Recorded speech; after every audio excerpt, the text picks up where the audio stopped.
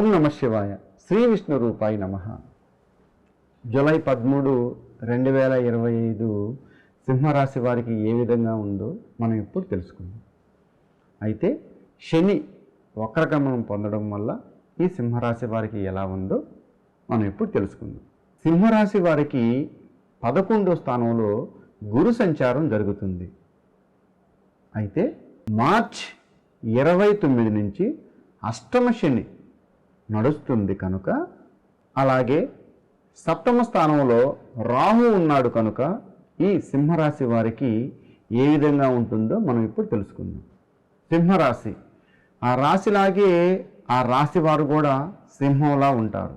అయితే ఈ టైంలో అనగా జూలై 13వ తారీఖు తరువాత ఈ సింహరాశి వారు తీసుకోవాల్సిన జాగ్రత్తలు. ఈ రాశి వారిని ఎవరు ఏమీ చెయ్యలేరు, కానీ వాళ్ళ గ్రహచార రీత్యా గోచార రీత్యా వాళ్ళు కొంచెం నమ్మి తను ఎవరైతే తనతో పాటు ఉంటారో, పార్ట్నర్షిప్ కావచ్చు, తోటి స్నేహితులు కావచ్చు, తోటి జాబ్ చేసేవాళ్ళు కావచ్చు, తోటి కొలీగ్స్ కావచ్చు, వాళ్ళతో వీళ్ళు మోసపోయే ఛాన్స్ ఎక్కువగా ఉంది. నమ్మి కావచ్చు, అనుకోకుండా కావచ్చు, పొరపాటును కావచ్చు, ఎలాగైనా కావచ్చు, మోసపోయే ఛాన్స్ చాలా ఎక్కువగా ఉంది. అలాగే వాళ్ళు ఈ టైంలో ఏ పని చెయ్యాలి అని అనగా జూలై 13వ తారీఖు నుంచి ఎలాంటి దూర ప్రయాణాలు చెయ్యొద్దు. ఒకవేళ తప్పదు చెయ్యాలి అని అంటే చాలా జాగ్రత్తగా మీరు దూర ప్రయాణం చెయ్యాలి సుమా.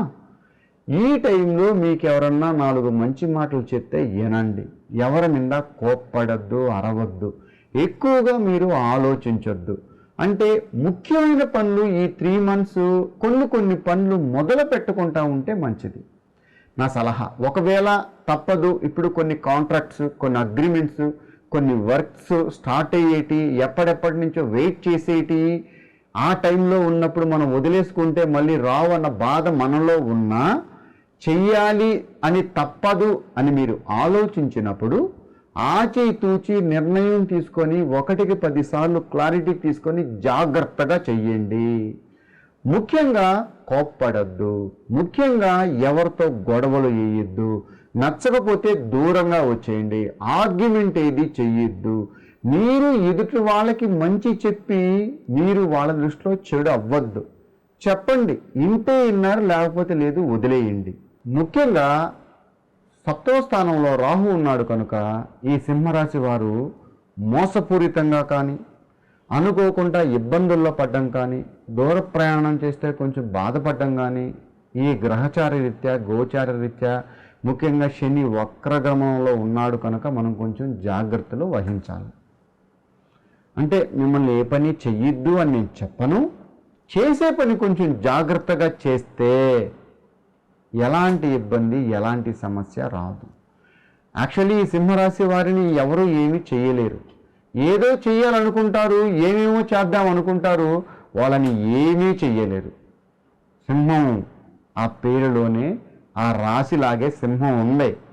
ముఖ్యంగా ఈ సింహరాశి వారు దేని మీద శ్రద్ధ ఎక్కువగా ఉంటుందనంటే రాజకీయంగా కొంచెం శ్రద్ధగా ఉంటారు. చిన్నప్పటి నుంచి వాళ్ళకి లీడర్షిప్ క్వాలిటీస్ ఉంటాయి. 10 మందికి దాన ధర్మం చేస్తారు, ఆకలి అంటే అన్నం పెడతారు, 10 మందికి సహాయం చేస్తారు, మాట కోసం ఎంత దూరమైనా పోతారు.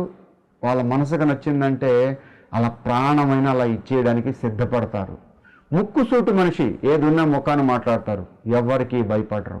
సామాన్యంగా తప్పు చేయరు. ఒకవేళ తప్పు చేసినా వాళ్ళు ఎదుటి వాళ్ళ దగ్గరికి వెళ్ళి నన్ను క్షమించండి అని అడిగేదానికి ఏమీ ఆలోచించరు. వాళ్ళ ఆలోచన, మనస్తత్వం, వ్యక్తిత్వం చాలా డిఫరెంట్గా ఉంటుంది. అది సహజ సాధారణంగా ఎవరికీ అర్థం కాదు. వాళ్ళు ఏమి చేయాలన్నా చాలా క్లారిటీగా, చాలా వ్యూహంగా ఉంటారు. ఎంతమంది ఉన్నా వాళ్ళని ఎవరు ఏమీ చేయలేరు. ఎందుకంటే వాళ్ళు ఎవరిని మోసపూరితంగా ఇబ్బంది పెట్టాలని అనుకోరు, ఎవరిని బాధ పెట్టరు, ఎవరి దగ్గర తీసుకోరు. ఒకరి దగ్గర అంటే ఒకరికి పెట్టకపోయినా పర్లేదు కానీ ఒకరి దగ్గర తీసుకునే మెంటాలిటీ మాత్రం సింహరాశి వారికి ఉండదు. ఈ టైంలో శని వక్రగమనం పొందడం వల్ల చిన్న సమస్యలు, చిన్న ఆటంకాలు. కానీ మనం తీసుకోవాల్సిన జాగ్రత్తలు, ఈ టైంలో ఏ పని చెయ్యాలి అనన్నా కొంచెం ఆలోచించి ఆచితూచి చెయ్యండి. రియల్ ఎస్టేట్ చేసేవాళ్ళు చెయ్యండి, తప్పులేదు.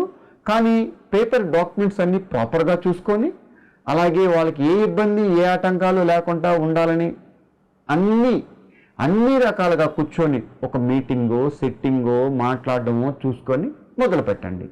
ఆరోగ్యం పట్ల కొంచెం జాగ్రత్తగా ఉండండి. ముఖ్యంగా ఎక్కువగా రెస్ట్ తీసుకోండి. ముఖ్యంగా వాళ్ళు చేయవలసిన రెమెడీస్ ఏంటంటే ఎర్రని కలర్ డ్రెస్ ఎక్కువగా ధరించకూడదు, అమ్మవారి ఆలయాలు ఎక్కువగా తిరగాలి, ముఖ్యంగా సూర్య భగవానుని ఎక్కువగా పూజించాలి. ఎందుకంటే రవి కొడుకు శని భగవానుడు కనుక ఎక్కువగా మీరు సూర్య భగవానుని ఈ టైంలో పూజిస్తే శని వక్రగమనంలో ఉన్నది కనుక మీకు ఎలాంటి ఇబ్బంది శని భగవానుడు మీకు ఇవ్వడు. శనీశ్వరుడు ఆయన మనల్ని ఏదైనా పరీక్షించినా, మనకి ఏదన్నా చెప్పినా, మనకి ఏదన్నా బాధ పెట్టినా మన జీవితాన్ని ఒక కొలిక్కి తీసుకురావడానికే తప్ప ఏ కక్షో కార్పణ్యమో కాదు. అన్నిటికల్లా అతి ముఖ్యమైన గ్రహం శని గ్రహం.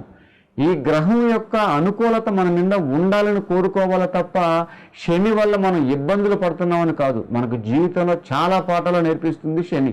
అసలు ఎవరు ఎలా ఉంటారు, నీ దగ్గర ఉన్నప్పుడు ఎలా ఉంటారు, నీ దగ్గర లేనప్పుడు ఎలా ఉంటారు, ఆ ప్రభావం ఏంటి అనేదే ఈ 2.5 సంవత్సరం కొంతమందికి అన్ని ఏలినాటి శని, అష్టమ శని, అర్ధాష్టమ శని, కంటక శని అనేది నేర్పిస్తుంది తప్ప దానివల్ల ఎలాంటి ఇబ్బందులు ఉండదు. ముఖ్యంగా సింహరాశి వారిని శని భగవానుడు ఏమీ చేయలేడు. ఎందుకంటే ఈ రాశికి అధిపతి రవి కాబట్టి ఆ సింహరాశిలో ఉన్న వాళ్ళని మాత్రం శనిగ్రహ ప్రభావం ఎప్పుడూ డిస్టర్బెన్స్ చేయదు. ముఖ్యంగా సింహరాశి వారు ఏం చేయాలంటే ఈ టైంలో ఒక రాగి చెంబులో నీళ్లు తీసుకొని ఎర్రని పువ్వేసి అందులో కొంచెం గంధం కలిపి మీరు పొద్దున్నే స్నానం ఆచరించిన తర్వాత ఆ సూర్య భగవానుడికి మీరు అర్ఘ్యం ఇవ్వండి. అర్ఘ్యం ఇచ్చే ముందు మీరు ఆ సూర్య భగవానుడికి ఈ మంత్రాన్ని ధ్యానం చేయండి. నమో నమో నమో నమో సూర్యదేవ నమో నమో. మళ్ళీ మంత్రం మరోసారి చెప్తున్నాను.